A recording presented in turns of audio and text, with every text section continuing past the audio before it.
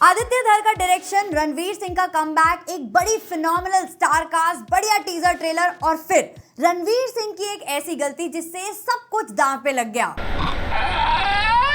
और जिस फिल्म के शो हाउसफुल हो सकते थे उसकी उल्टी गिनती शुरू हो गई। अगर अभी तक भी आपको पता नहीं है कि रणवीर सिंह ने ऐसा क्या कांड किया है, उसके लिए आप ये वीडियो देख सकते हो। तो धुरंधर की जिस तरह से हाइप क्रिएट हुई थी इसके टीजर, ट्रेलर और गानों से, वो एकदम से गायब होती नजर आ रही थी। जहाँ पे एक तरफ लोग सोशल मीडिया पे ये एलिगेशंस लगा रहे थे मेकर्स के ऊपर कि इन्होंने कोई प्रमोशंस नहीं किए, मूवी को उस तरह से पुश नहीं किया जिस तरह से किया जाना था। वहीं दूसरी तरफ एक्ट्रेस यमी गौतम धर, जो डायरेक्टर आदित्य धर की वाइफ भी हैं, वो सोशल मीडिया पे ये बोल रही थी कि धुरंधर के अगेंस्ट एक नेगेटिव पीआर चल रहा है।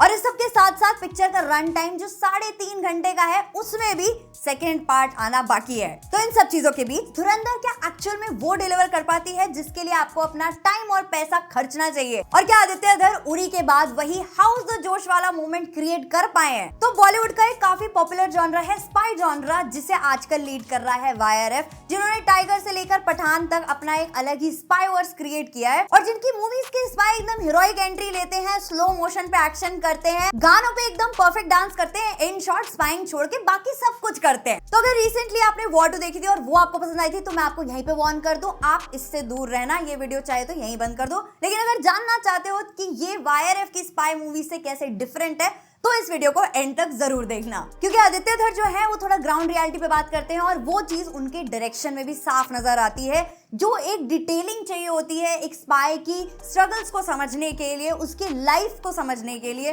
वो इस मूवी में इन्होंने शोकेस किया है। इनफैक्ट रणवीर सिंह, जिनका कैरेक्टर इसमें एक स्पाई का है, उनका ही इंट्रो सीन ऐसा है जो मैंने आज तक इस टाइप की मूवी में नहीं देखा था। मतलब यूजुअली जो हीरो होता है वो सबकी लेता है, लेकिन यहाँ पर थोड़ा उल्टा ही हो रहा था। डिटेल नहीं बता सकती वरना स्पॉइलर हो जाएगा। तो 1999 से लेकर 2009 तक जो हमारी नेशनल सिक्योरिटी के इवेंट्स थे, फिल्म उसकी टाइमलाइन को फॉलो करती है और उसमें भी जो पाकिस्तान का कोर ऑफ टेररिज्म था उसको कैसे इन्फिल्ट्रेट किया गया था, क्या वो ऑपरेशन था, तो उसकी पूरी कहानी दिखाई गई है, जिसके लिए कहा जा रहा था कि इंस्पायर्ड है, पर एक्चुअल में डायरेक्ट रेफरेंसेस हैं, एक्चुअल नाम यूज किए गए हैं, ट्रू इवेंट्स दिखाए हैं। तो हाँ, कुछ चीजें चेंज की गई हैं फॉर ऑब्वियस रीजंस। बाकी पूरी मूवी को चैप्टर्स में डिवाइड किया गया है बिकॉज ऑफ कोर्स इतना लंबा रन टाइम है, तो वो एक काफी स्मार्ट मूव लगता है क्योंकि फर्स्ट हाफ ही 2 घंटे का है, जिसमें स्टोरी सेटअप है, बिल्डअप है, कैरेक्टर इंट्रोस इतने सारे हैं, पर कंफ्यूजन कहीं नहीं है। इतने सारे कैरेक्टर्स का पर्पस क्या, उनका रोल है, वो आपको क्लियरली समझाया जाता है। हाँ, स्क्रीन प्ले कहीं इधर उधर चला जाता है, कुछ सीन्स भी स्ट्रेच फील होते हैं, जो रोमांटिक पोर्शंस हैं वो भी ऐसे फील होते हैं कि ये अनवांटेड से हैं,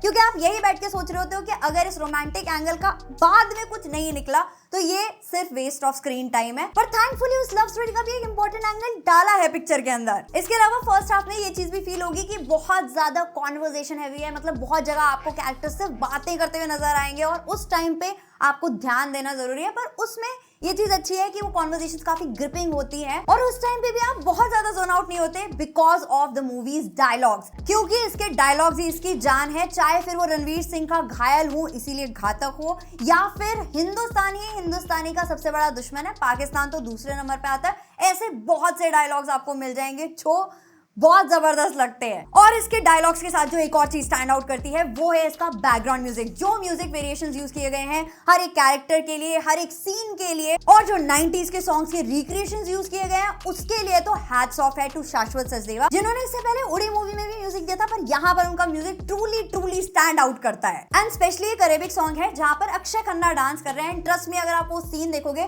तो आप एनिमल के बॉबी देओल को भूल जाओगे, और अक्षय खन्ना, उनको तो मैं स्पेशली सॉरी बोलना चाहूंगी एज एन ऑडियंस की तरफ से एंड बॉलीवुड की तरफ से कि सर, ना तो हमने ना ही बॉलीवुड ने आपकी ट्रू पोटेंशियल को कभी रियलाइज किया जो आपका स्क्रीन प्रेजेंस है इस मूवी में। चाहे इमोशनल सीन हो, एंगर हो, ब्रूटैलिटी हो, हर एक चीज को जिस तरह से पोर्ट्रे किया है ऑन स्क्रीन, रहमान डकैत सूट्स यू। मतलब इतना कैरेक्टर की स्किन में वो घुसे हैं कि अकेले उन्होंने सबको कच्चा चबा दिया इस पिक्चर के अंदर। एंड उनके साथ साथ संजय दत्त, जिनको लेके मैं स्केप्टिकल थी कि हाँ ये अभी भी वही कर रहे हैं जो ये पिछली इतनी सारी मूवी से करते चले आ रहे हैं, पर जो उनका इंट्रो सीन है वो काफी इंटरेस्टिंग है। वो मूवी में वो थोड़ा सा शार्प ह्यूमर भी लेकर आता है, जिसकी शायद इतनी सीरियस मूवी में थोड़ी नीड भी थी। इनके अलावा अर्जुन रामपाल हैं, जिनका लिमिटेड स्क्रीन टाइम है, पर वो अपने रोल को जस्टिफाई करते हैं और शायद उनके कैरेक्टर के बारे में नेक्स्ट पार्ट में ज्यादा देखने के लिए मिलेगा, जिस तरह से फर्स्ट पार्ट को खत्म किया है। और आर माधवन को शायद आप मूवी में ना पहचान पाओ, लेकिन आप ये चीज समझ जाओगे कि ये वो बंदा है,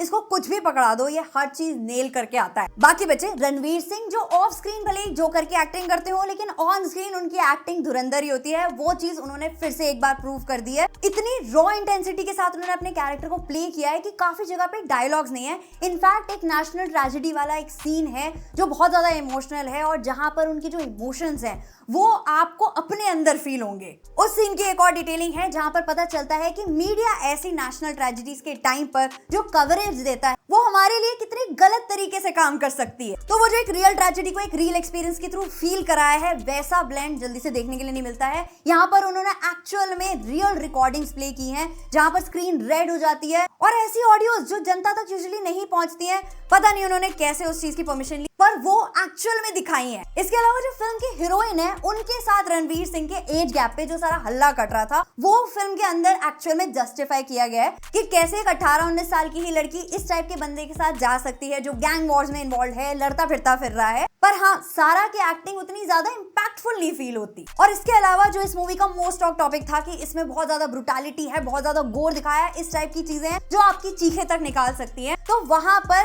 ब्रुटैलिटी को दिखाया गया है, बहुत एक्सट्रीम वायलेंस दिखाया गया है, पर उसको ज्यादा ग्लोरीफाई नहीं किया गया, जो चीज मुझे थोड़ी अच्छी लगी। पर हाँ, किसी का सर खुल रहा है, कहीं पर आदमी को फाड़ा जा रहा है, वो मारकाट, चीर फाड़, खून खराबा है जो इससे भी ज्यादा स्केल में इसके नेक्स्ट पार्ट में देखने के लिए मिलेगा। बट हाँ, फर्स्ट हाफ के कंपैरिजन में सेकंड हाफ में पेस पकड़ती है मूवी, क्योंकि क्लाइमैक्स तक भी तो पहुंचना है। पर सबसे बड़ा स्कैम आपके साथ तब होता है जब आपने जो टीजर ट्रेलर में सीन्स देखे थे वो आपको पूरी मूवी में कहीं पर भी देखने के लिए नहीं मिलते, क्योंकि वो सब इन्होंने सेकंड पार्ट के लिए बचा के रखा है, जो कि काफी जल्दी रिलीज होने वाला है 19 मार्च को ही इन द नेक्स्ट ईयर। और दो इस फर्स्ट पार्ट के क्लाइमैक्स तक आपको ऐसा फील होगा कि हाँ, बहुत कुछ इन्होंने छोड़ दिया और काफी कुछ दिखा भी दिया, तो वहां पर थोड़ा सा जस्टिफाइड फील होता है कि ठीक है, इन्होंने सही किया कि इस मूवी को 2 पार्ट्स में डिवाइड कर दिया, क्योंकि जिस टाइप की डिटेलिंग इन्होंने दिखाई है वो एंड तक आते आते जस्टिफाई हो जाती है। और शायद अगर सेकंड पार्ट की स्टोरी को भी इसी में घुसाने की कोशिश करते तो बहुत ज्यादा खिचड़ी बन सकती थी, कंफ्यूजन हो सकता था और बहुत सारी चीजें शायद उसमें फिर ढंग से एस्टैब्लिश नहीं हो पाती। तो हाँ, अगर आप स्पाई थ्रिलर के नाम से ये सोच के बैठे हो कि आपको एक टिपिकल मूवी देखने के लिए मिलेगी जिसमें इंडिया पाकिस्तान के बीच में लड़ाइयां चल रही हैं और उसमें एक स्पाई जाता है